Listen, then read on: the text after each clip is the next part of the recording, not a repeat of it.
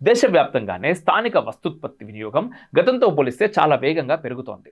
దీనివల్ల rotation money పెరిగింది. Reserve bank of India వద్ద సరిపడా విదేశీ మారక నిల్వలు ఉన్నాయి. ప్రపంచ మార్కెట్లో పసిడి ధరలో విపరీతమైన పెరుగుదల నమోదు కావడంతో సహజంగానే భారతీయ బంగారపు నిల్వల విలువ పెరుగుతుంది.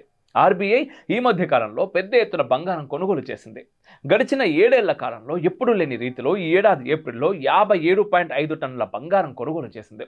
రిజర్వ్ బ్యాంక్ వద్ద సుమారు 880 టన్నుల బంగారం నిల్వలు ఉన్నాయి. బంగారం ధర పెరిగిన ప్రతిసారి భారత రిజర్వ్ బ్యాంక్ పసిడిని కొనుగోలు చేస్తూనే ఉంది. ప్రపంచ దేశాల ఒత్తిడి భారత్పై పనిచేయదు అని ప్రపంచానికి అర్థమైంది. భారత్పై గ్లోబల్ ఇన్వెస్టర్ల నమ్మకం ఇంకా పెరిగింది. విశ్వ విపణిలో వాణిజ్యం కేవలం డాలర్ ఆధారంగా మాత్రమే జరగదు. ఆ పరిస్థితి క్రమంగా మారుతోంది. డాలరైజేషన్ ప్రక్రియ మొదలైంది. గతంలో భారతదేశం ఇరాన్తో మన రూపాయితోనే దిగుమతి చేసుకుంది. రూపాయి విలువను $1తో పోల్చి కొలవడం ఆర్థిక అజ్ఞానం అంటారు ఆర్థిక నిపుణులు. అంతర్జాతీయంగా ప్రబలమైన రిజర్వ్ కరెన్సీ అమెరికా డాలర్పై ఆధారపడటాన్ని తగ్గించుకునే ప్రక్రియను డాలరైజేషన్ అంటారు.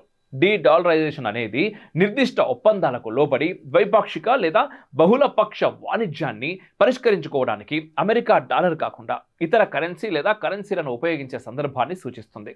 అటువంటి స్థానిక కరెన్సీ ఒప్పందం ఈ దేశాలు తమ ఆర్థిక వ్యవస్థలను ద్రవ్యోల్బణం వంటి సమస్యల నుండి రక్షించుకోవడంలో సహాయపడతాయి.